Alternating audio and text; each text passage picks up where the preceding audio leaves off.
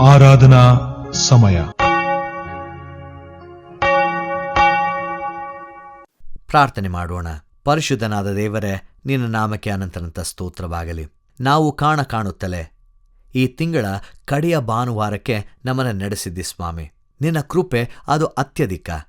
ನಮ್ಮನ್ನು ನಡೆಸಿದಂಥ ರೀತಿ ಅದು ಅಪರಿಮಿತ ಸ್ವಾಮಿ. ಈ ದಿನದಲ್ಲಿ, ಈ ಸಮಯದಲ್ಲಿ, ಈ ಆರಾಧನೆಯಲ್ಲಿ ಪಾಲು ತೆಗೆದುಕೊಳ್ಳುವಾಗ ನಿನ್ನ ಪ್ರಭೆಯ ಮೂಲಕ, ನಿನ್ನ ಪ್ರಸನ್ನತೆಯ ಮೂಲಕ ನಮ್ಮನ್ನು ಆವರಿಸಿ ನನ್ನೊಡನೆ, ನಮ್ಮೊಡನೆ ನಿನ್ನ ವಾಕ್ಯಗಳ ಮೂಲಕ ಮಾತನಾಡು. ನಾವು ಪಾಲು ತೆಗೆದುಕೊಳ್ಳುವಂಥ ಈ ಆರಾಧನೆಯ ಪ್ರತಿಯೊಂದೊಂದು ಭಾಗದಲ್ಲಿ ನಿನ್ನ ನಾಮಕ್ಕೆ ಮಹಿಮೆ ಉಂಟಾಗುವಂತಹ ಕಾರ್ಯವನ್ನು ನಾವು ಮಾಡುವ ಹಾಗೆ, ಅದರ ಮೂಲಕ ನಮ್ಮ ಜೀವಿತಗಳಲ್ಲಿ ನಿನ್ನನ್ನು ಹೆಚ್ಚಾಗಿ ತಿಳಿದುಕೊಳ್ಳುವ ಹಾಗೆ, ನಮ್ಮ ಜೀವಿತಗಳನ್ನು ಇನ್ನು ಕ್ರಮಬದ್ಧವಾಗಿ ನಡೆಯುವ ಹಾಗೆ ಈ ಆರಾಧನೆ ನಮಗೆ ಸಹಾಯ ಮಾಡಲಿ. ಈಗಲೂ ಯಾವಾಗಲೂ ನಿನ್ನ ಒಬ್ಬನೇ ನಾಮಕ್ಕೆ ಮಹಿಮೆಯುಂಟಾಗಲಿ. ಯೇಸುವಿನ ಹೆಸರಿನಲ್ಲಿ ಪ್ರಾರ್ಥನೆಯನ್ನು ಬೇಡಿ ಹೊಂದಿಕೊಳ್ಳುತ್ತೇವೆ. ಆಮೇನ್.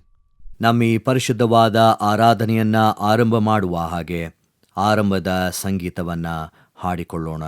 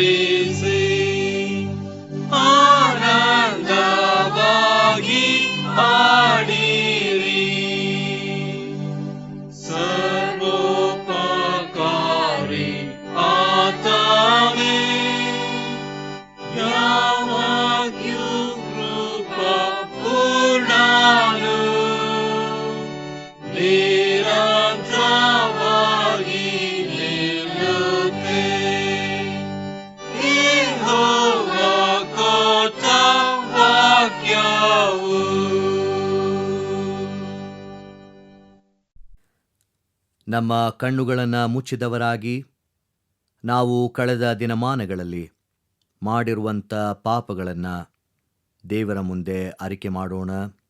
ನಮ್ಮಲ್ಲಿ ಪಾಪವಿಲ್ಲವೆಂದು ನಾವು ಹೇಳಿದರೆ ನಮ್ಮನ್ನು ನಾವೇ ಮೋಸಪಡಿಸಿಕೊಳ್ಳುತ್ತೇವೆ ಮತ್ತು ಸತ್ಯವೆಂಬುದು ನಮ್ಮಲ್ಲಿಲ್ಲ.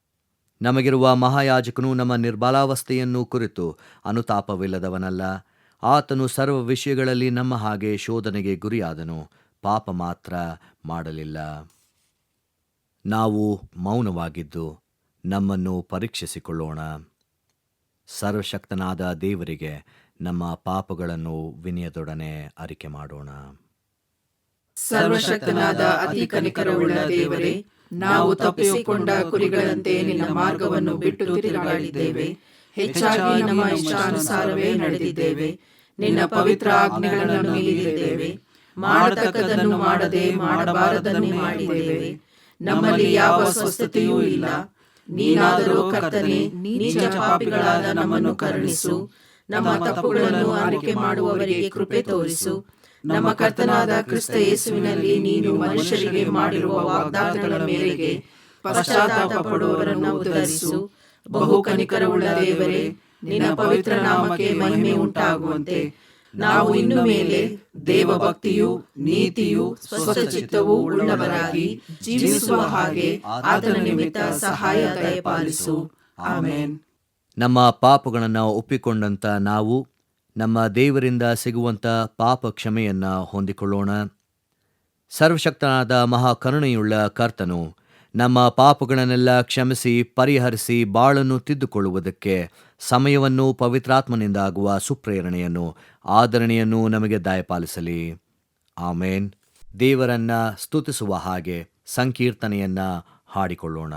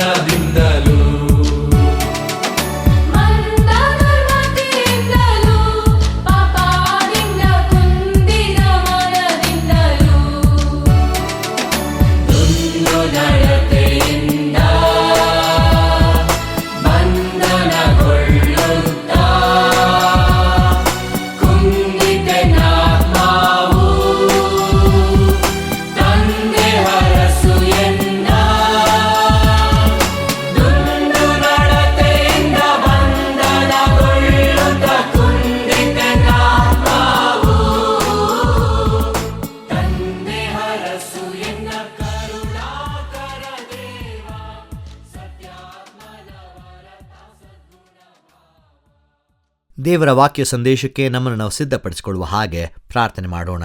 ದೇವರೇ, ನಿನ್ನ ವಾಕ್ಯ ಅದು ಸಜೀವವಾದಂಥದ್ದು, ನಿರಂತರವಾಗಿ ನಮ್ಮ ಜೀವಿತಗಳಲ್ಲಿ ಪ್ರತಿಬಿಂಬಿಸುವಂಥದ್ದಾಗಿರುವಂಥದ್ದು. ಹಾಗಾಗಿ ಈ ಸಮಯದಲ್ಲಿ ನಿನ್ನ ವಾಕ್ಯದ ಧ್ಯಾನದೆಡೆಗೆ ನಾವು ಗಮನವನ್ನು ಹರಿಸುವಾಗ ನಮ್ಮ ಕೂಡ ನೀನು ತಾನೇ ಮಾತನಾಡು ಸ್ವಾಮಿ. ಆಮೇನ್. ಮತ್ತೊಮ್ಮೆ ಈ ಆರಾಧನೆಯ ಸಮಯಕ್ಕೆ ನಿಮ್ಮೆಲ್ಲರನ್ನ ನಾನು ಸ್ವಾಗತಿಸಿ ವಂದಿಸ್ತೇನೆ. ಈ ದಿನಕ್ಕೆ ಒಂದು ವಿಶೇಷವಾದಂಥ ಶೀರ್ಷಿಕೆ ಏನಂದರೆ ಮ್ಯಾರೇಜ್, ಮದುವೆ. It's a celebration of unity and partnership. ಜೊತೆಗಾರಿಕೆ ಅಥವಾ ಒಂದು ಏಕತೆಯ ಒಂದು ಆಚರಣೆ ಎಂಬುದಾಗಿ ಇದನ್ನು ಇಲ್ಲಿ ಅರ್ಥ ಮಾಡಿಕೊಳ್ಳಬಹುದು. ಈ ಮದುವೆ ಅನ್ನುವಂಥದ್ದು ಇದೆಯಲ್ಲ, ಅದು ಒಂದು ಶ್ರೇಷ್ಠವಾದಂತಹ ಸಂಬಂಧವಾಗಿದೆ. ಒಟ್ಟು 3 ವೇದ ಭಾಗಗಳು: ಪ್ರಸಂಗಿ ಪುಸ್ತಕ 4ನೇ ಅಧ್ಯಾಯ 9-12 ವಚನ, ಎಫೆಸ ಪತ್ರಿಕೆ 5ನೇ ಅಧ್ಯಾಯ 21-33 ವಚನ, ಮತ್ತಾಯನ ಸುವಾರ್ತೆ 19ನೇ ಅಧ್ಯಾಯ 4-6 ವಚನ.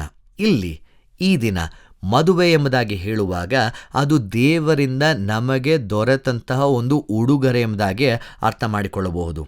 ಇದು ದೇವರು ನಿರ್ಮಿಸಿದಂತಹ ಒಂದು ಇನ್ಸ್ಟಿಟ್ಯೂಷನ್. ನಾವು ಈ ಲೋಕದಲ್ಲಿ ಬದುಕ್ತಿರಬೇಕಾದ್ರೆ ಈ ಸಂಬಂಧಗಳು ಬಹಳ ಫ್ರೆಜೈಲ್ ಆಗಿದೆ ಎಂಬುದಾಗಿ ಅನಿಸ್ತಾ ಇಲ್ವಾ? ಬಹಳ ತಾತ್ಕಾಲಿಕವಾಗಿದೆ ಹಾಗೂ ಕೇವಲ ನನ್ನ ಮೇಲೆ, ನನ್ನ ಸುತ್ತ, ನನ್ನನ್ನು ಆಧಾರಗೊಂಡಿರುವಂತಹ ಒಂದು ಸಂಬಂಧವಾಗಿದೆ ಎಂಬುದಾಗಿ ಅನಿಸ್ತಾ ಇಲ್ವಾ? ಅದೇ ಕಾರಣಕ್ಕೇನೋ ಅನೇಕ ಸಂಬಂಧಗಳು ಕೇವಲ 3 ದಿನಗಳಲ್ಲಿ, 7 ದಿನಗಳಲ್ಲಿ, 2 ತಿಂಗಳಲ್ಲಿ, 3 ತಿಂಗಳಲ್ಲಿ, ಕೆಲವೊಂದು 20 ವರ್ಷ 30 ವರ್ಷ ಬದುಕಾದ ಮೇಲೂ ಸಹ ಈಗಲೂ ಜನ ಸಪ್ರೇಟ್ ಆಗ್ತಾ ಇದ್ದಾರೆ. ಇನ್ನು ಕೆಲವೊಂದು ಸಂಬಂಧಗಳಲ್ಲಿ ನಾವು ನೋಡುವಾಗ ಅದು ಬಹಳ ಹಿಂಸಾತ್ಮಕವಾದಂತಹ ಒಂದು ಟರ್ನ್ ಅನ್ನು ತೆಗೆದುಕೊಳ್ಳುವಂಥದ್ದನ್ನು ನಾವು ಕಾಣ್ತೇವೆ. ಇದೆಲ್ಲದರ ಮಧ್ಯೆ ಈ ದಿನ ದೇವರ ವಾಕ್ಯ ಇಲ್ಲ, ಮದುವೆ ಅನ್ನುವಂಥದ್ದು ಕೇವಲ ಒಬ್ಬ ಮನುಷ್ಯನ ಅರೇಂಜ್ಮೆಂಟ್ ಅಲ್ಲ, ಬದಲಾಗಿ ದೇವರು ಸ್ಥಾಪಿಸಿದಂತಹ ಪರಿಶುದ್ಧವಾದಂತಹ ಒಡಂಬಡಿಕೆಯಾಗಿದೆ ಎಂಬುದಾಗಿ ನಮ್ಮನ್ನು ನೆನಪಿಸುವಂಥದ್ದಾಗಿರ್ತದೆ. ಈ ಮದುವೆ ಎಂಬುದಾಗಿ ಹೇಳುವಾಗ ಅದು ಒಂದು ಜೊತೆಗಾರಿಕೆ ಕಣ್ರಿ. ಇಬ್ಬರು ಒಟ್ಟಿಗೆ ಸಾಗುವಂಥದ್ದು, ತ್ಯಾಗದ ಸಂಕೇತವಾಗಿದೆ. ಹಾಗೂ ಇಬ್ಬರು ಸೇರಿ ಒಂದು ಉದ್ದೇಶವನ್ನು ಪೂರೈಸುವಂಥದ್ದಾಗಿದೆ ಮದುವೆಯ ಸಂಬಂಧ. ನಾವು ಮದುವೆ ಆಗುವಾಗ ಅದಕ್ಕೆ ಒಂದು ಪ್ರಿಪ್ರೇಷನ್ ಮಾಡ್ತೇವಲ್ಲ, ಆ ಪ್ರಿಪ್ರೇಷನ್ ಟೈಮಲ್ಲಿ ಆ ಮದುವೆ ದಿನಕ್ಕೆ ಬೇಕಾಗಿರುವಂಥ ಎಲ್ಲ ಸಿದ್ಧತೆಗಳನ್ನು ಮಾಡಿಕೊಳ್ತೇವೆ. ಆದರೆ ಆ ಮದುವೆ ದಿನದ ನಂತರ ಬದುಕುವಂತಹ ದಿನಗಳಿಗೆ, ವರ್ಷಗಳಿಗೆ ಮಾಡುವಂತಹ ಸಿದ್ಧತೆಯನ್ನು ನಾವು ಮರೆತು ಹೋಗ್ತೇವೆ. ಈ ದಿನ ನಾವು ಈ ಮದುವೆಯ ಕುರಿತು ನೋಡುವಾಗ ದೇವರ ವಾಕ್ಯ ಹೇಗೆ ಈ ಮದುವೆಯನ್ನು, ಕುಟುಂಬಗಳನ್ನು ಶೇಪ್ ಮಾಡುತ್ತಲಿದೆ, ಸಮುದಾಯಗಳನ್ನು ರೂಪಿಸುತ್ತಲಿದೆ, ಹೇಗೆ ಅದರ ಮೂಲಕ ಸಭೆ ರೂಪಿತವಾಗ್ತದೆ ಅನ್ನುವಂಥದ್ದನ್ನು ತಿಳಿಸಿಕೊಡುವಂಥದ್ದಾಗಿರ್ತದೆ. ನಾವು ಪ್ರಸಂಗಿ ಪುಸ್ತಕ 4ನೇ ಅಧ್ಯಾಯ 9ರಿಂದ 12 ವಚನಗಳನ್ನು ಓದಿಕೊಳ್ಳುವಾಗ ಒಬ್ಬರಿಗಿಂತ ಇಬ್ಬರು ಉತ್ತಮ, ಹೇಗೆ ಒಬ್ಬರಿಗಿಂತ ಇಬ್ಬರು ಲೇಸು ಉತ್ತಮ ಅನ್ನುವಂತಹ ವಾಕ್ಯಗಳನ್ನು ನಾವಿಲ್ಲಿ ಓದ್ತೇವೆ. ನಮಗೇನು ಹೇಳ್ಕೊಡುತ್ತೆ ಗೊತ್ತಾ? ಮದುವೆ ಅನ್ನುವಂಥದ್ದು ಇದು ಇನ್ನೊಬ್ಬರ ಮೇಲೆ ದೊರೆತನ ಮಾಡುವಂಥದ್ದಲ್ಲ, ಬದಲಾಗಿ ಇಟ್ ಇಸ್ ಅಬೌಟ್ ಪಾರ್ಟ್ನರ್ಶಿಪ್. ಒಬ್ಬರಿಗಿಂತ ಇಬ್ಬರು ಉತ್ತಮ ಎಂಬುದಾಗಿ ಹೇಳುವಾಗ ಒಬ್ಬರ ಮೇಲೆ ಇನ್ನೊಬ್ಬರು ಅಲ್ಲ, ಒಬ್ಬರ ಜೊತೆಗೆ ಇನ್ನೊಬ್ಬರು ಅನ್ನುವಂಥದ್ದನ್ನು ನಮಗೆ ಹೇಳಿಕೊಡ್ತದೆ. Partnership in work. ನಾವೇನು ಅಂದರೆ ನಮ್ಮ ಪ್ರತಿಯೊಂದೊಂದು ಜೀವಿತದ ಹಾದಿಯಲ್ಲಿ, ಅದು ನಮ್ಮ ಆರ್ಥಿಕ ವ್ಯವಸ್ಥೆ ಆಗಿರಬಹುದು, ಮಕ್ಕಳನ್ನು ಬೆಳೆಸುವಂಥದ್ದಾಗಿರ್ಬೋದು, ನಮ್ಮ ಅನಾರೋಗ್ಯತೆ ಆಗಿರ್ಬೋದು, ನಮ್ಮ ಭಾವನಾತ್ಮಕ ಹೊರೆ ಆಗಿರ್ಬೋದು, ಆತ್ಮಿಕವಾದಂತಹ ಒಂದು ಸವಾಲುಗಳಾಗಿರ್ಬೋದು, ಇದು ಎಲ್ಲದರಲ್ಲೂ ಸಹ ಮದುವೆ ಅನ್ನುವಂಥದ್ದು ನಮ್ಮನ್ನು ಒಂದು ಸಂಬಂಧಕ್ಕಾಗಿ, ಜೊತೆಗೆ ಬೆರೆಯುವುದಕ್ಕಾಗಿ, ಆ ಒಂದು ಜವಾಬ್ದಾರಿಯಲ್ಲಿ ಮುಂದೆ ಸಾಗುವುದಕ್ಕಾಗಿ ನಮ್ಮನ್ನು ಕರೆಯಲಾಗಿದೆ, ನಮ್ಮನ್ನು ಕರೆಯಲ್ಪಟ್ಟಿದೆ ಎಂಬುದಾಗಿ ನಾವು ಅರ್ಥ ಮಾಡಿಕೊಳ್ಳಬಹುದು. ಈ ಒಂದು ವಾಕ್ಯ ನಮ್ಮನ್ನು ಇನ್ನೂ ಹೆಚ್ಚಾಗಿ ನಮ್ಮ ಮದುವೆಯ ಸಂಬಂಧಗಳಲ್ಲಿ ಬಲಪಡಿಸುವಂಥದ್ದಾಗಿರ್ತದೆ. ಇಲ್ಲಿ ಅಷ್ಟು ಮಾತ್ರನೇ ಅಲ್ಲ, ಈ ಪ್ರಸಂಗಿ ಪುಸ್ತಕದಲ್ಲಿ it also shows about partnership with God. 12ನೇ ವಾಕ್ಯ ಮುಗಿಯುವಂಥದ್ದೇ 3 ಹುರಿಯ ಹಗ್ಗ ಬೇಗ ಕಿತ್ತು ಹೋಗುವುದಿಲ್ಲವಷ್ಟೇ. ಈ ವಾಕ್ಯವನ್ನು ಬರೆಯುವಾಗ ಆ ಬರಹಗಾರನು ಯಾವ ರೀತಿಯಾದಂತಹ ಆಲೋಚನೆಯನ್ನು ತನ್ನಲ್ಲಿ ಇಟ್ಟದನೋ ಗೊತ್ತಿಲ್ಲ, ಆದರೆ 3 ಹುರಿಯ ಹಗ್ಗ ಎಂಬುದಾಗಿ ಹೇಳುವಾಗ ಗಂಡ, ಹೆಂಡತಿ, ದೇವರು ಒಟ್ಟಾಗಿ ಇನ್ವಾಲ್ವ್ ಆಗಿದ್ದಾರಾ? Without Christ at the centre relationship ಯಾವಾಗಲೂ ಬಲಹೀನವಾಗ್ತದೆ. ಪ್ರಾರ್ಥನೆ, ಕ್ಷಮಾಪಣೆ, ಆರಾಧನೆ, ಪ್ರೀತಿ ಇದೆಲ್ಲವನ್ನ ಆ ಒಂದು ಮದುವೆಯ ಜೀವಿತ ಇನ್ನೂ ದೃಢವಾಗಿ ಮಾಡಲಿಕ್ಕೆ ಸಾಧ್ಯ. ಸೊ ನಾನು ಸಾಮಾನ್ಯವಾಗಿ ಹೇಳ್ತಾ ಇರ್ತೇನೆ, it should be a triangle love story ಅಂತ. ಅದರಲ್ಲಿ ಗಂಡ, ಹೆಂಡತಿ, ದೇವರು ಇರಲೇಬೇಕು. ಯಾಕಂದರೆ we are very very vulnerable. ನಾವು ಸ್ವಾರ್ಥವಾಗಿ ಯೋಚನೆ ಮಾಡುವಂಥದ್ದು, ಸ್ವಾರ್ಥವಾಗಿ ನಡೆದುಕೊಳ್ಳುವಂಥದ್ದು. ನಮ್ಮನ್ನ ಕಂಟ್ರೋಲ್ ಮಾಡಲಿಕ್ಕೆ ದೇವರಿಂದ ಮಾತ್ರವೇ ಸಾಧ್ಯ ಹೊರತು ಗಂಡ ಹೆಂಡತಿನ, ಹೆಂಡತಿ ಗಂಡನನ್ನು ಕಂಟ್ರೋಲ್ ಮಾಡೋದಕ್ಕೆ ಆಗೋದಿಲ್ಲ. ಚೇಂಜ್ ಮಾಡೋಕ್ಕಂತೂ 100% ಆಗೋದಿಲ್ಲ. ದೇವರು ಮಾತ್ರವೇ ಆ ಬದಲಾವಣೆ, ಪರಿವರ್ತನೆಯನ್ನು ತರಲಿಕ್ಕೆ ಸಾಧ್ಯ. ಆದರೆ it is not about 2 perfect people, it is about 2 imperfect people with a perfect Christ. ಇದು ಮದುವೆಯ ಸಂಬಂಧದ ಒಂದು ಅವಿನಾಭಾವ ಸಂಬಂಧ ಎಂಬುದಾಗಿ ಅರ್ಥ ಮಾಡಿಕೊಳ್ಳಬಹುದು. ನಾವು ಎರಡನೇದಾಗಿ ನೋಡಿಕೊಳ್ಳಬೇಕಾದ್ರೆ ಎಫೆಸ ಪತ್ರಿಕೆ 5ನೇ ಅಧ್ಯಾಯ 21ರಿಂದ 33 ವಚನಗಳು.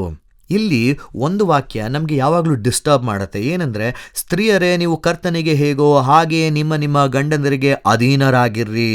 ಅದ್ಯಾಕೆ ಹೆಂಡತಿನೇ ಮಾತ್ರನೇ ಅಧೀನರಾಗಿರಬೇಕು? ಆದರೆ ಒಂದು ವಾಕ್ಯವನ್ನು ನಾವು ಮರ್ತು ಹೋಗ್ತೇವೆ. ಯಾವಾಗಲೂ husband is the head of the family ಎಂಬುದಾಗಿ ಹೇಳ್ತಾರೆ. ಯಾಕೆ? ಕ್ರಿಸ್ತನು ಸಭೆಗೆ ಹೇಗೆ ಆತನು ರಕ್ಷಕನಾಗಿದ್ದಾನೆ, ತಲೆಯಾಗಿದ್ದಾನೆ, ಅದೇ ರೀತಿಯಲ್ಲಿ ಅಂತ. ಆದರೆ ಈ ಸಬ್ಮಿಷನ್ ಎಂಬುದಾಗಿ ಬರುವಾಗ it should happen from both sides. ಎರಡು ಕಡೆಯಿಂದನೂ ಸಹ ಇದು ಆಗಬೇಕು. 21ನೇ ವಾಕ್ಯ ನಮಗೆ ಅದನ್ನು ಹೇಳುತ್ತೆ. ಒಬ್ಬರಿಗೊಬ್ಬರು ಕ್ರಿಸ್ತನಿಗೆ ಭಯಪಡುವವರಾಗಿದ್ದು ವಿನಯವುಳ್ಳವರಾಗಿ ನಡೆದುಕೊಳ್ಳಿರಿ.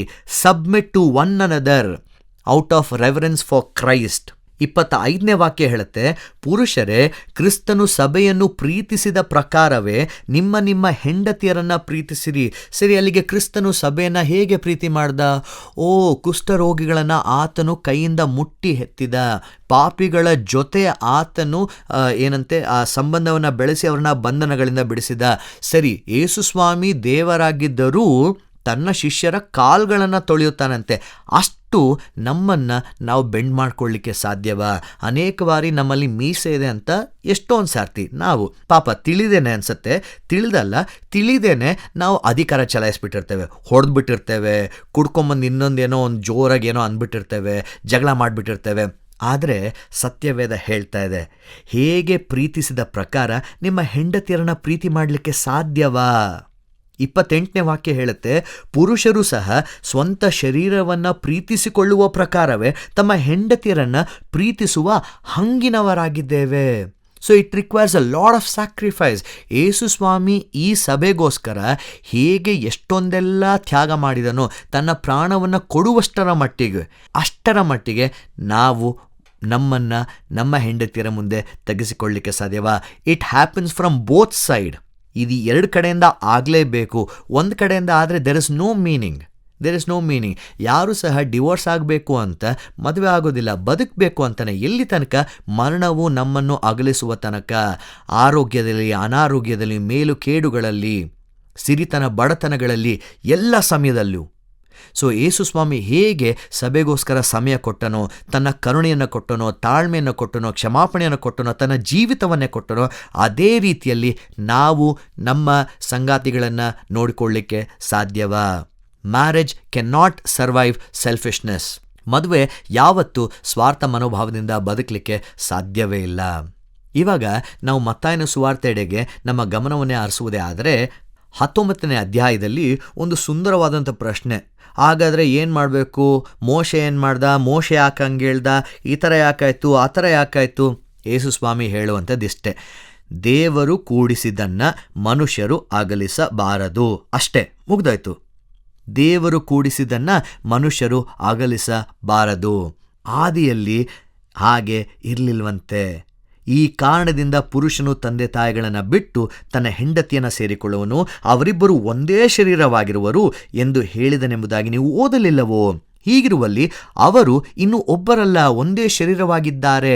ಇದು ದೇವರ ಆ ಒಂದು ಕವನೆಂಟನ್ನು, ಒಡಂಬಡಿಕೆಯನ್ನು ತೋರಿಸುವಂಥದ್ದಾಗಿರ್ತದೆ. They will become one flesh. ಇದು ಯಾವುದೇ ರೀತಿಯಲ್ಲಿ ವೈಮನಸ್ಸು ಬಂದಾಗ್ಯೂ, ಯಾವುದೇ ರೀತಿಯಲ್ಲಿ ಒಂದು ಸಂಘರ್ಷಗಳಾದಾಗ್ಯೂ ಒಟ್ಟಿಗೆ ಇಡುವಂಥದ್ದು. ಯಾಕಂದರೆ you are depending on God, you are depending completely on God.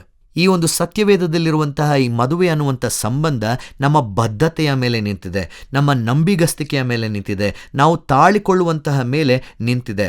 ಈ ಮದುವೆ ಅನ್ನುವಂಥದ್ದು ಅಷ್ಟು ಸುಲಭವಲ್ಲ. ಅದರಲ್ಲಿ ಅನೇಕ ಬಾರಿ ವೈಮನಸ್ಸು, ಅಪಾರ್ಥ, ನಿರಾಸೆ, ದುಃಖ, ನೋವು ಇದೆಲ್ಲ ಬರ್ತದೆ. ಆದರೆ ಒಡಂಬಡಿಕೆಯ ಪ್ರೀತಿ ಯಾವಾಗಲೂ ನಂಬಿಗಸ್ತಿಕೆಯನ್ನು ಅದು ಆಯ್ಕೆ ಮಾಡುತ್ತದೆ. ಅದು ಕೇವಲ ಒಂದು ಭಾವನೆಯಲ್ಲ, ಅದೊಂದು ನಿರ್ಧಾರ. ನಾನು ನಿನ್ನ ಜೊತೆಗಿರ್ತೇನೆ, ನಾನು ಪ್ರಾರ್ಥನೆ ಮಾಡ್ತೇನೆ, ನಾನು ಕ್ಷಮಿಸ್ತೇನೆ, ನಾವು ಜೊತೆಗೆ ಬೆಳೆಯೋಣ ಅಂತ ಜೊತೆಗೆ ಮಾಡುವಂತಹ ನಿರ್ಧಾರ. ಇದೆಲ್ಲದರ ಮಧ್ಯೆ ನಮ್ಮ ಮದುವೆಯ ಜೀವಿತಗಳು ಹೇಗಿದೆ? ಹೌದು, ನಮಗೆ ಅನೇಕ ರೀತಿಯಾದಂಥ ಸವಾಲುಗಳಿದೆ. ಕುಟುಂಬಗಳಿಂದ ಪ್ರೆಷರ್ ಇದೆ, ಆರ್ಥಿಕ ಸವಾಲುಗಳಿದೆ, ಹಾಗೂ ಜನ್ರೇಷನ್ ಕಾನ್ಫ್ಲಿಕ್ಟ್ಗಳು. ಒಂದು 4 ವರ್ಷ ಡಿಫ್ರೆನ್ಸ್ ಇದ್ರೇ ಗಂಡ ಹೆಂಡತಿನಲ್ಲಿ ಅನೇಕ ಬೇರೆ ಬೇರೆ ಮನಸ್ಸುಗಳಿರ್ತದೆ. ಬೇರೆ ಬೇರೆ ಒಂದು ಕಾರ್ಯದ ಒಂದು ಪರಿಸ್ಥಿತಿಗಳಿಂದ ಬೇರೆ ಬೇರೆ ಸ್ಥಳಗಳಿಗೆ ಬಂದಿರ್ತೇವೆ. ಒಂದು ರೀತಿಯಲ್ಲಿ ನಾವು ಈ ಭಾವನಾತ್ಮಕವಾದಂತಹ ಒಂದು ಡಿಸ್ಟೆನ್ಸ್ ಸಹ ಇರ್ತದೆ. ಇದೆಲ್ಲದರ ಮಧ್ಯೆ ಯೇಸು ಸ್ವಾಮಿಯನ್ನು ಆಧಾರಗೊಂಡವರಾಗಿ, ಯೇಸು ಸ್ವಾಮಿಯನ್ನು ಮೊದಲಿಟ್ಟು ನಾನು ಪ್ರತಿದಿನ ನನ್ನ ಸಂಗಾತಿಗೋಸ್ಕರ ಸಾಯ್ತಾ ಇದ್ದೇನಾ? ಅಲ್ಲಿ ನಮ್ಮ ಪ್ರೀತಿ ವ್ಯಕ್ತವಾಗುತ್ತದೆ. It is not competition, it is partnership. ಇದನ್ನು ನಾವು ಯಾವಾಗಲೂ ನೆನಪಿನಲ್ಲಿಟ್ಕೊಳ್ಬೇಕು. ಆ ಒಡಂಬಡಿಕೆಗೆ ನಾವು ಪ್ರಾಮುಖ್ಯತೆಯನ್ನು ಕೊಟ್ಟರೆ ನಾವು ಅಂದ್ಕೊಳ್ಳುವಂಥ ಬೇರೆ ಎಲ್ಲ ಕಾರ್ಯವು ಅದು ಸಣ್ಣದಾಗಿ ಹೋಗ್ತದೆ. ಗೌರವ ಯಾವಾಗಲೂ ಇಬ್ಬರಲ್ಲಿಯೂ ಇರಲಿ. ದೇವರ ವಾಕ್ಯಗಳನ್ನು ಆಶೀರ್ವದಿಸಲಿ. ಆಮೇನ್. ದೇವರ ವಾಕ್ಯ ಸಂದೇಶವನ್ನು ಕೇಳಿದಂಥ ನಾವು ನಮ್ಮ ನಂಬಿಕೆಯನ್ನು ದೃಢಪಡಿಸಿಕೊಳ್ಳುವ ಹಾಗೆ ಅಪೋಸ್ತಲರ ವಿಶ್ವಾಸ ಸೂತ್ರವನ್ನು ಏಕ ಮನಸ್ಸಿನಿಂದ ಒಟ್ಟಾಗಿ ಅರಿಕೆ ಮಾಡೋಣ. ಪರಲೋಕ ಭೂಲೋಕಗಳನ್ನು ಸೃಷ್ಟಿಸಿದ ಸರ್ವಶಕ್ತನಾಗಿರುವ ತಂದೆಯಾದ ದೇವರನ್ನು ನಂಬುತ್ತೇನೆ. ಆತನ ಏಕ ಕುಮಾರನಾಗಿರುವ ನಮ್ಮ ಪ್ರಭುವಾದ ಯೇಸು ಕ್ರಿಸ್ತನನ್ನು ನಂಬುತ್ತೇನೆ. ಈತನು ಪರಿಶುದ್ಧಾತ್ಮನಿಂದ ಕನ್ಯಾ ಮರಿಯಳ ಗರ್ಭದಲ್ಲಿ ಧರಿಸಲ್ಪಟ್ಟು ಆಕೆಯಲ್ಲಿ ಹುಟ್ಟಿ ಪೊಂತಿ ಪಿಲಾತನ ಆಧಿಪತ್ಯದಲ್ಲಿ ಶ್ರಮೆ ಹೊಂದಿ ಶಿಲುಬೆಗೆ ಜಡಿಯಲ್ಪಟ್ಟು ಸತ್ತು ಹೂಣಲ್ಪಟ್ಟು ಪಾತಾಳಕ್ಕೆ ಇಳಿದು ಮೂರನೇ ದಿವಸದಲ್ಲಿ ಸತ್ತವರೊಳಗಿಂದ ಎದ್ದು ಪರಲೋಕಕ್ಕೆ ಏರಿ ಹೋಗಿ ಸರ್ವಶಕ್ತನಾಗಿರುವ ತಂದೆಯಾದ ದೇವರ ಬಲಪಾರ್ಶ್ವದಲ್ಲಿ ಕುಳಿತುಕೊಂಡು ಇರುತ್ತಾನೆ. ಈತನು ಅಲ್ಲಿಂದ ಬಂದು ಬದುಕಿರುವವರಿಗೂ ಸತ್ತವರಿಗೂ ನ್ಯಾಯ ತೀರಿಸುವನು ಎಂಬುದನ್ನು ನಂಬುತ್ತೇನೆ. ನಾನು ಪರಿಶುದ್ಧಾತ್ಮನನ್ನು ನಂಬುತ್ತೇನೆ. ಒಂದೇ ಪರಿಶುದ್ಧ ಕ್ರೈಸ್ತ ಸಭೆಯು, ಭಕ್ತರ ಅನ್ಯೋನ್ಯತೆಯು, ಪಾಪದ ಪರಿಹಾರವು, ದೇಹದ ಪುನರುತ್ಥಾನವು, ನಿತ್ಯ ಜೀವವು ಉಂಟೆಂಬುದನ್ನು ನಂಬುತ್ತೇನೆ. ಆಮೇನ್. ನಮ್ಮ ಆರಾಧನೆಯನ್ನ ಅಂತ್ಯಗೊಳಿಸುವ ಹಾಗೆ ಕಡೆಯ ಸಂಗೀತವನ್ನ ಹಾಡಿಕೊಳ್ಳೋಣ.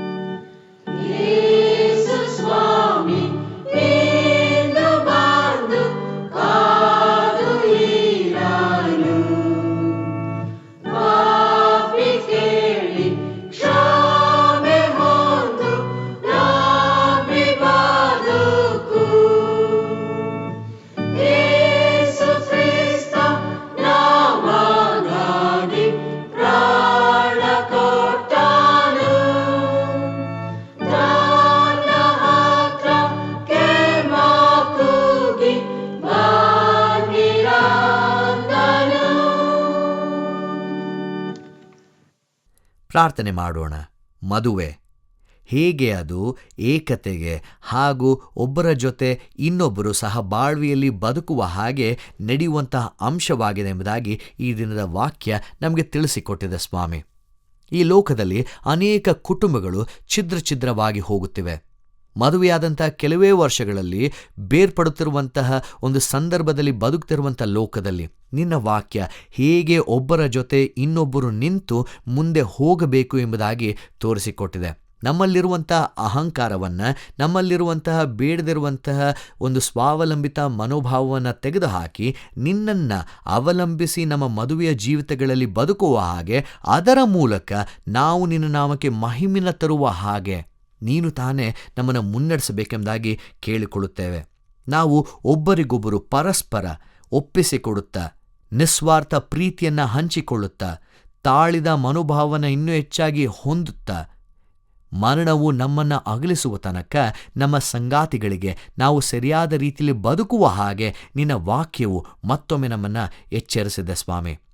ಆ ಒಂದು ನಿಟ್ಟಿನಲ್ಲಿ ನಡೆಯುವ ಹಾಗೆ ನಿನ್ನ ಪವಿತ್ರಾತ್ಮನು ಈಗಲೂ ಯಾವಾಗಲೂ ನಮಗೆ ಸಹಾಯ ಮಾಡಲಿ. ನಮ್ಮ ಮಧ್ಯದಲ್ಲಿ ಪ್ರೀತಿಯಾಗಿ, ಸಮಾಧಾನವಾಗಿ, ಶಾಂತಿಯಾಗಿ, ಸಹಬಾಳ್ವೆಯಾಗಿ ಬಂದು ಕಾರ್ಯ ಮಾಡಬೇಕೆಂದು ನಾವು ನಿನ್ನಲ್ಲಿ ಕೇಳಿಕೊಳ್ಳುತ್ತೇವೆ. ಈ ಆರಾಧನೆಯಲ್ಲಿ ನಮ್ಮನ್ನು ವಿಶೇಷವಾದ ರೀತಿಯಲ್ಲಿ ಮುನ್ನಡೆಸೋದಕ್ಕಾಗಿ ನಿನಗೆ ಅನಂತನಂತ ಸ್ತೋತ್ರ.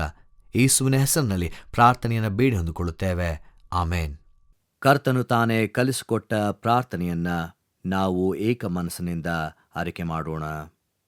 ಪರಲೋಕದಲ್ಲಿರುವ ನಮ್ಮ ತಂದೆಯೇ, ನಿನ್ನ ನಾಮವು ಪರಿಶುದ್ಧವೆಂದು ಎಣಿಸಲ್ಪಡಲಿ. ನಿನ್ನ ರಾಜ್ಯವು ಬರಲಿ. ನಿನ್ನ ಚಿತ್ತವು ಪರಲೋಕದಲ್ಲಿ ನೆರವೇರುವ ಪ್ರಕಾರ ಭೂಲೋಕದಲ್ಲಿಯೂ ನೆರವೇರಲಿ. ನಮ್ಮ ಅನುದಿನದ ಆಹಾರವನ್ನು ಈ ಹೊತ್ತು ದಯಪಾಲಿಸು. ನಮಗೆ ತಪ್ಪು ಮಾಡಿದವರನ್ನು ನಾವು ಕ್ಷಮಿಸಿದಂತೆ ನಮ್ಮ ತಪ್ಪುಗಳನ್ನು ಕ್ಷಮಿಸು. ನಮ್ಮನ್ನು ಶೋಧನೆಯೊಳಗೆ ಸೇರಿಸದೆ ಕೇಡಿನಿಂದ ನಮ್ಮನ್ನು ತಪ್ಪಿಸು. ರಾಜ್ಯವು, ಬಲವು, ಮಹಿಮೆಯು ಸದಾಕಾಲ ನಿನ್ನವೇ. ಆಮೇನ್. ನಂಬಿಕೆಯಿಂದ ದೇವರ ಆಶೀರ್ವಾದವನ್ನು ಹೊಂದಿಕೊಳ್ಳೋಣ. ಧೈರ್ಯದಿಂದ, ಸಮಾಧಾನದಿಂದ ಲೋಕದೊಳಗೆ ಹೋಗೋಣ. ಮನುಷ್ಯನು ಒಂಟಿಗನಾಗಿರಬಾರದೆಂದು ದೇವರು ಆ ದಿನದಲ್ಲಿ ಮದುವೆಯನ್ನು ನಿರ್ಮಿಸಿ ಆ ಒಂದು ಸಂಬಂಧದಲ್ಲಿ ನಾವು ಮರಣವನ್ನು ಅಗಲಿಸುವ ತನಕ ಬದುಕಬೇಕೆಂಬುದಾಗಿ ಆಶಿಸುವಂಥವನಾಗಿರ್ತಾನೆ. ಹೀಗೆ ನಮ್ಮ ಜೀವಿತಗಳಲ್ಲಿ ಬದುಕುವ ಹಾಗೆ ತಂದೆಯಾದ ದೇವರ ಪ್ರೀತಿಯು, ಮಗನಾದ ಯೇಸು ಕ್ರಿಸ್ತನ ಕೃಪೆಯು, ಪರಿಶುದ್ಧಾತ್ಮನಾದ ದೇವರ ಅನ್ಯೋನ್ಯತೆಯೂ ಸಹಾಯವೂ ಸಹವಾಸವು ನಮಗೆ ಈಗಲೂ ಯಾವಾಗಲೂ ಸಹಾಯ ಮಾಡುವಂಥದ್ದಾಗಿರಲಿ. ಆಮೇನ್.